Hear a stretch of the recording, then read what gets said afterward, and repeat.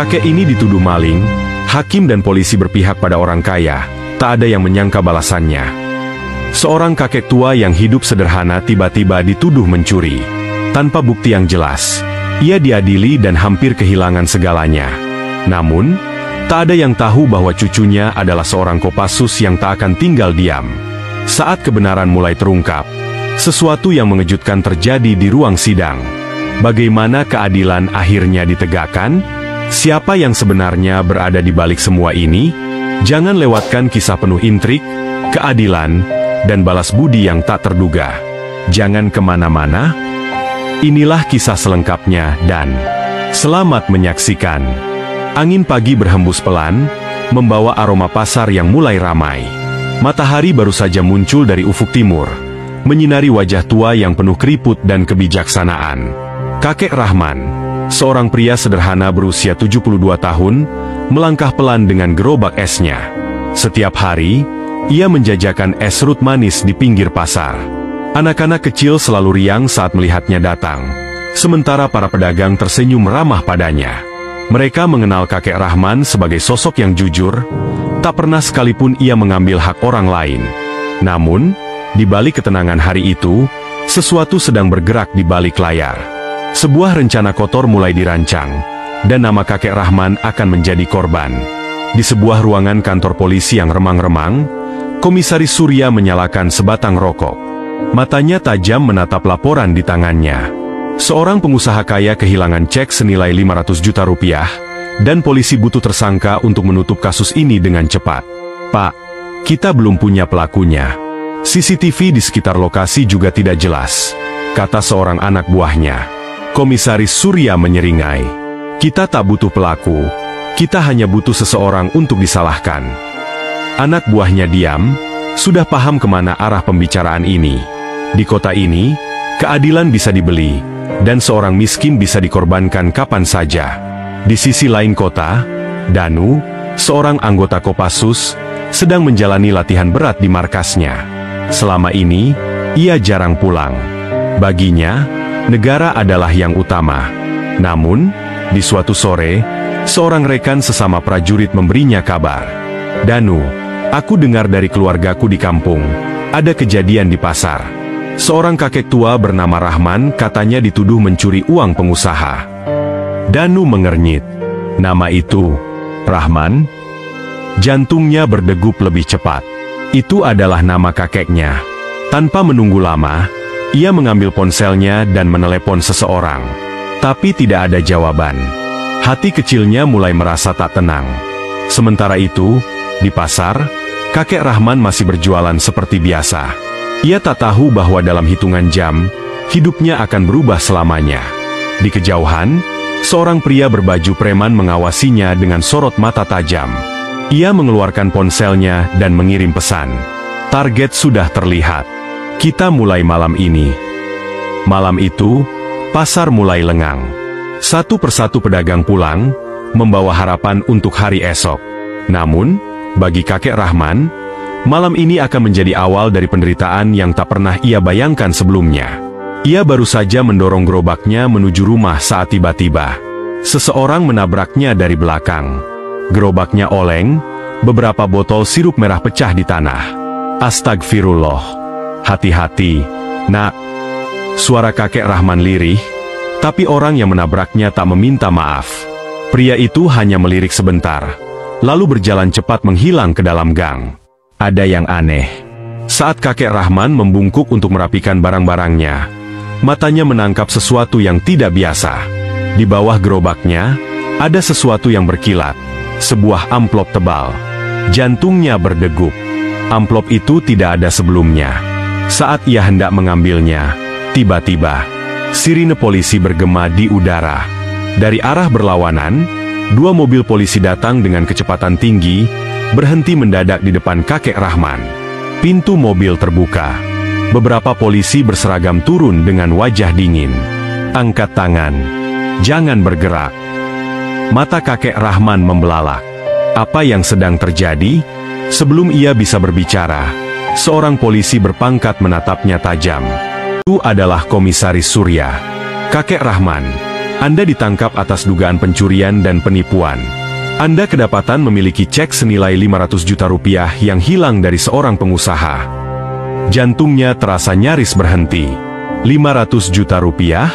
Ia menoleh ke bawah, dan benar saja. Amplop tadi telah diambil oleh seorang polisi, dan di dalamnya terlihat selembar cek berjumlah fantastis. Tunggu, ini bukan milik saya. Saya tidak tahu menahu soal ini. Polisi lain langsung memborgol tangannya. Omong kosong. Kami mendapat laporan bahwa kakek adalah orang terakhir yang terlihat di sekitar tempat hilangnya cek ini. Kakek Rahman berusaha meronta. Ini jebakan. Saya tidak pernah menyentuh uang sebanyak itu seumur hidup saya. Namun, kata-katanya tidak ada artinya. Beberapa orang yang masih berada di sekitar pasar hanya bisa menonton dalam diam. Mereka tahu kakek Rahman tidak bersalah. Tapi siapa yang berani melawan polisi? Malam itu, kakek Rahman dibawa ke kantor polisi. Di markas Kopassus, Danu duduk termenung di ranjangnya.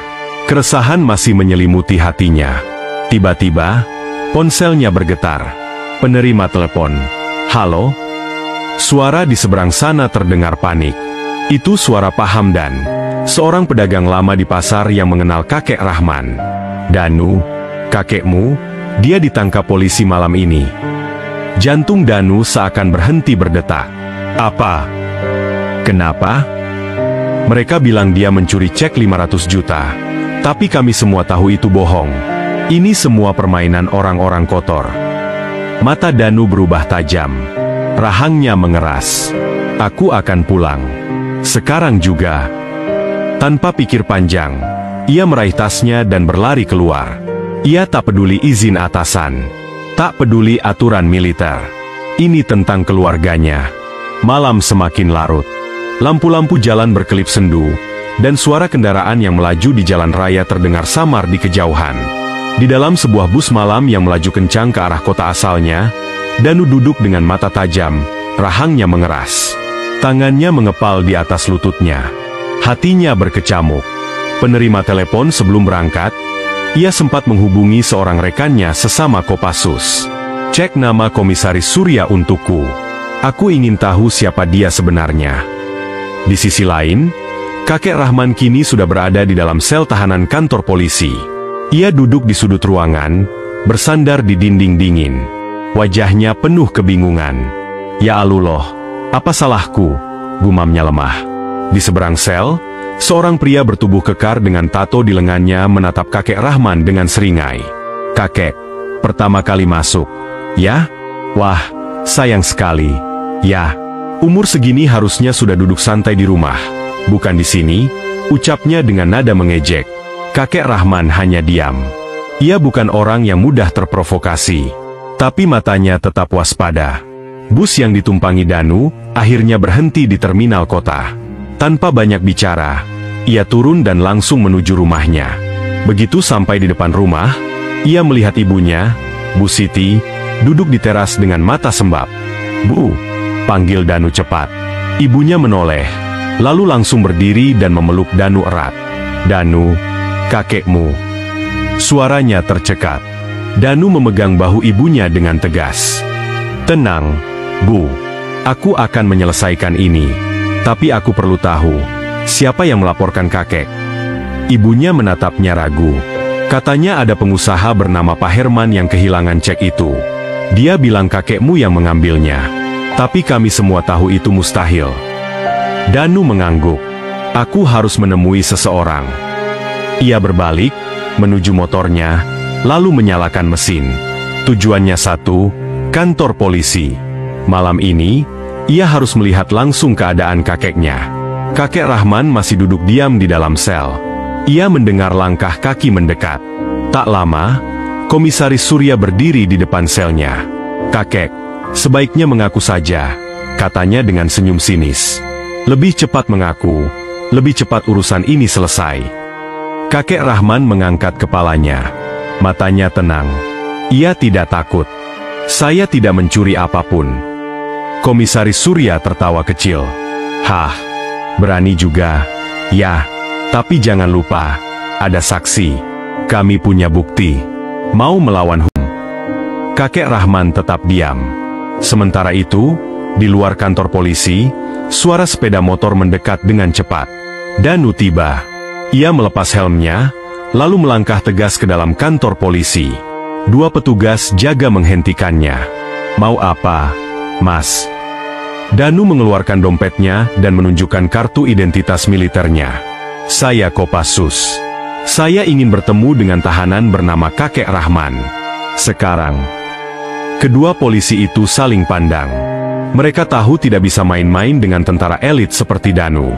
Salah satu dari mereka buru-buru masuk ke dalam untuk memberitahu Komisaris Surya. Di dalam sel, Kakek Rahman tetap duduk tenang. Komisaris Surya tersenyum tipis. "Sepertinya ada tamu untukmu, Kek." Tak lama kemudian, Danu melangkah masuk ke ruang tahanan. Matanya langsung menangkap sosok kakeknya yang duduk di sudut sel. "Kakek." Suara Danu dalam dan tajam. Kakek Rahman menoleh. Untuk pertama kalinya malam itu, matanya berbinar. "Danu." Mata mereka saling bertemu. Dan di detik itu juga, Danu bersumpah. Ia akan mengungkap kebenaran. Di ruang tahanan yang temaram, Danu berdiri tegak, menatap lurus ke arah Komisaris Surya yang masih tersenyum sinis. "Apa maksudnya ini?" Suara Danu tenang, tapi berbahaya. Komisaris Surya melipat tangannya di depan dada. "Oh, jadi ini cucu kakek tua ini? Wah, sepertinya kau ingin ikut campur, Nak." Danu mengabaikan Surya. Ia berbalik, menatap kakeknya di dalam sel. "Kek, apa yang terjadi sebenarnya?" Kakek Rahman menghela napas. Ia tahu, cucunya bukan orang sembarangan. Ia melihat kilatan bahaya di mata Danu. "Aku dituduh mencuri. Mereka bilang aku mengambil cek, tapi itu bohong." Danu mengepalkan tangan. "Siapa yang menuduh kakek?" Komisaris Surya terkekeh pelan. "Nak, ini bukan urusanmu. Kalau kakekmu merasa tidak bersalah, silakan buktikan di pengadilan." Danu menoleh. Matanya kini menatap langsung ke mata Surya. Dingin, tajam, mematikan. "Komisaris Surya, kau tahu siapa aku?" Komisaris Surya tersenyum. "Kopassus, kan? Dan kenapa aku harus peduli?" Danu menghela napas panjang. "Karena aku tidak main-main." Komisaris Surya tertawa kecil. "Nak, ini bukan medan perang. Ini pengadilan. Hukum yang bicara." Danu tersenyum kecil. Senyum yang sama sekali tidak menyenangkan. "Oh ya? Hukum? Aku harap kau tidak melanggar hukum, Komisaris." Untuk pertama kalinya, ekspresi Komisaris Surya berubah. Danu tahu, Komisaris Surya menyembunyikan sesuatu. Sementara itu, di sebuah rumah mewah di pinggir kota, Pak Herman sedang duduk di ruang kerjanya. Ia sedang berbicara dengan seseorang di telepon. "Pastikan kakek itu tetap di penjara. Aku tidak mau dia bebas," katanya dingin. Suara di seberang menjawab, "Jangan khawatir, Pak. Komisaris Surya sudah mengaturnya. Pengadilan akan memutuskan bahwa dia bersalah." Pak Herman tersenyum puas. "Bagus. Dan pastikan tidak ada yang ikut campur." Ia menutup telepon dan menyandarkan tubuhnya ke kursi. Ia tidak tahu bahwa ada seseorang yang diam-diam mendengarkan percakapan itu dari luar pintu. Seseorang yang akan membocorkan rahasia besarnya. Danu masih berdiri di depan sel kakeknya. Ia menatap Komisaris Surya sekali lagi. "Kau bilang hukum yang bicara." Danu mengangkat alis. Ia memasukkan tangannya ke dalam saku jaketnya, mengeluarkan sebuah ponsel, lalu menekan panggilan cepat. "Penerima telepon, Komandan, aku butuh bantuan." Komisaris Surya membelalakan mata. "Kau telepon siapa?" bentaknya. Danu hanya tersenyum. "Aku baru saja memanggil orang yang bisa memastikan kakek keluar dari sini." Kantor polisi, ruang tahanan. Danu menutup teleponnya dengan ekspresi dingin dan penuh perhitungan. Di seberang, Komisaris Surya masih terdiam. Matanya menyipit penuh kecurigaan. "Aku tidak tahu siapa yang kau telepon," ujar Surya dengan nada datar, "tapi jangan coba-coba mengacaukan sistem hukum, Nak." Danu tersenyum tipis. Bukan senyum ramah, tapi senyum seseorang yang tahu sesuatu yang tidak diketahui orang lain.